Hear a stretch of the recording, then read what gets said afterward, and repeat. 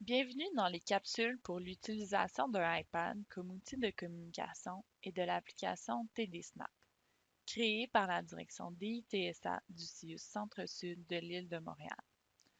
Vous regardez la capsule 7, mode édition, onglet bouton.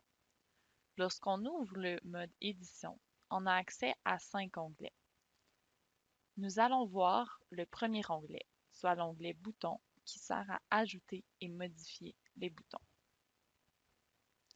En mode édition, en cliquant sur un bouton ou sur un espace vide, le panneau de modification s'ouvre.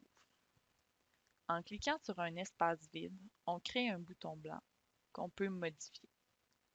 À gauche du panneau, on a une double flèche. Si la flèche pointe vers le haut, l'onglet est fermé et si la flèche pointe vers le bas, l'onglet est ouvert. On peut aussi agrandir ou rapetisser le panneau en glissant l'icône à droite de l'onglet Système.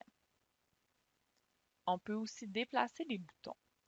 Il faut maintenir son doigt sur un bouton, puis le glisser à l'endroit souhaité.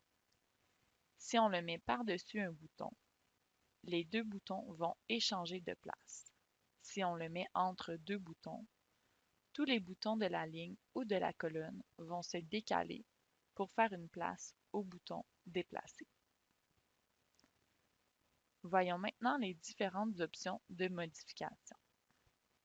Je vais commencer par le bas, type de bouton, parce que ce qu'on choisit change les étapes suivantes.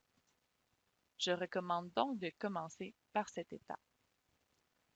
Lorsqu'on clique sur type de bouton, on a plusieurs choix. Les deux plus fréquents sont standard et grammaire. On choisit grammaire pour les mots qu'on souhaite qu'ils s'accordent automatiquement. Pour les autres boutons, on choisit standard. En haut du panneau, on a l'image qui va apparaître sur le bouton. Sous l'image, on a trois options: une loupe, un appareil photo et un pot de peinture. La loupe permet de chercher un pictogramme parmi la banque de pictogrammes de l'application. Ensuite, l'appareil photo nous permet soit de prendre une photo directement dans l'application ou d'avoir accès à la bibliothèque de photos du iPad. Si vous avez déjà pris une photo avec un autre appareil que l'iPad, par exemple votre téléphone, vous pouvez l'envoyer au iPad par AirDrop ou par courriel, par exemple. Le pot de peinture permet de modifier les couleurs du pictogramme sélectionné. À droite des options pour l'image, on a deux champs, intitulé et message. Intitulé est ce qui va être écrit sur le bouton. Message est ce qui va être dit lorsqu'on sélectionne le bouton. Par défaut, le message est identique à l'intitulé. Donc, si vous voulez que ce soit identique, vous n'avez pas à compléter le champ message. Par contre, si vous voulez que le message dit soit différent de ce qui est écrit, vous devrez compléter le champ message. Ensuite, en dessous, on a action. On peut cliquer sur ajouter une action pour ajouter une action.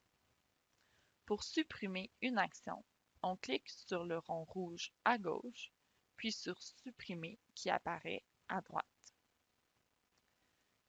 Pour les boutons standards, par défaut, on va avoir l'action énoncer ou insérer un message. Il est possible de la supprimer. En cliquant sur énoncer ou insérer, on a deux options. Toujours énoncer. Alors le bouton sera toujours énoncé et n'apparaîtra pas dans la barre de message. La deuxième option est insérer si la barre de message est présente, sinon énoncer. Le bouton apparaîtra donc dans la barre de message si elle est présente et sera énoncé si elle n'est pas présente. Si on souhaite que le bouton mène à une autre page, on ajoute l'action Lien. Pour un bouton qui a l'action Lien, il y a un rond avec une flèche dans le coin supérieur droit qui nous indique que le bouton mène à une autre page. Il y a deux types de flèches et donc deux types de liens. Si la flèche est courbée, c'est un lien temporaire. Lorsque l'enfant clique sur le bouton, ça nous mène à une autre page. L'enfant sélectionne alors un bouton, puis automatiquement, l'application revient à la page précédente. Si le lien est un lien ordinaire, donc une flèche droite, lorsque l'enfant clique sur le bouton, ça nous mène à une autre page. Et lorsque l'enfant sélectionne un bouton sur cette page, on reste sur cette page. Lorsque vous êtes en mode édition, pour changer de page, vous devrez double-cliquer pour vous rendre à la page où le bouton mène. Vous pourrez aussi fermer le mode édition pour vous rendre à la bonne page, puis ouvrir à nouveau le mode édition. On va maintenant retourner dans le panneau d'édition.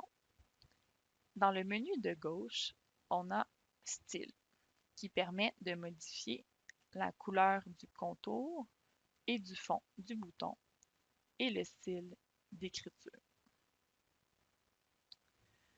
Je vais maintenant vous présenter la démarche que je vous suggère pour ajouter un bouton à la programmation. Pour commencer, si vous n'êtes pas certain si le bouton est présent ou pas, par exemple parce que c'est l'orthophoniste qui a fait la programmation au début, utilisez la loupe en haut à gauche pour chercher si le mot est présent. S'il n'est effectivement pas présent, choisissez la page sur laquelle vous voulez ajouter le bouton et rendez-vous à cette page. Décidez si vous allez utiliser un pictogramme ou une photo. Parfois, lorsque c'est un objet, on a le réflexe de prendre une photo, mais ce n'est pas toujours nécessaire. L'orthophoniste de votre enfant devrait vous avoir dit quoi privilégier entre les photos ou les pictogrammes.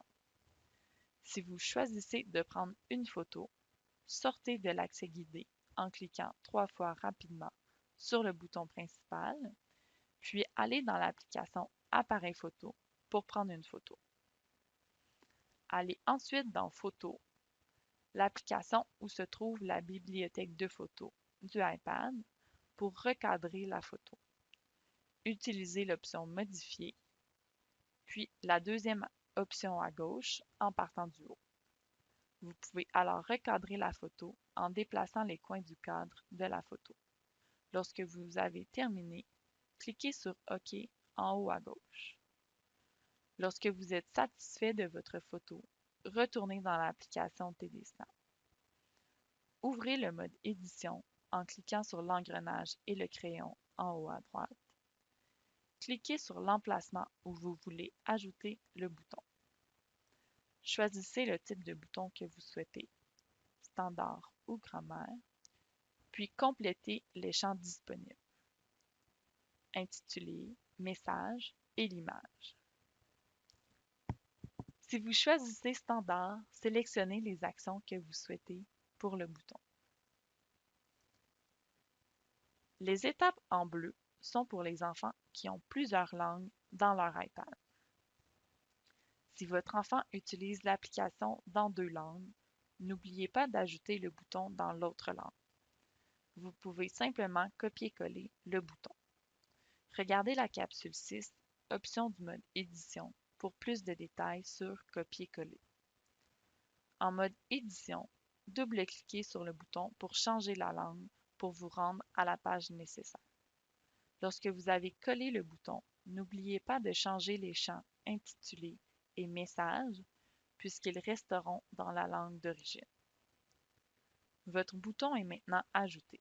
Vous pouvez vérifier qu'il fonctionne tel que souhaité en cliquant sur Terminer en haut à droite, puis en cliquant sur le bouton. Lorsque vous avez terminé vos changements, faites la sauvegarde en cliquant sur le nuage. Regardez la capsule 4, comment sauvegarder la programmation, pour plus de détails. Vous avez maintenant terminé. N'oubliez pas de réactiver l'accès guidé. Merci d'avoir visionné la capsule. Je vous invite maintenant à visionner la capsule 8.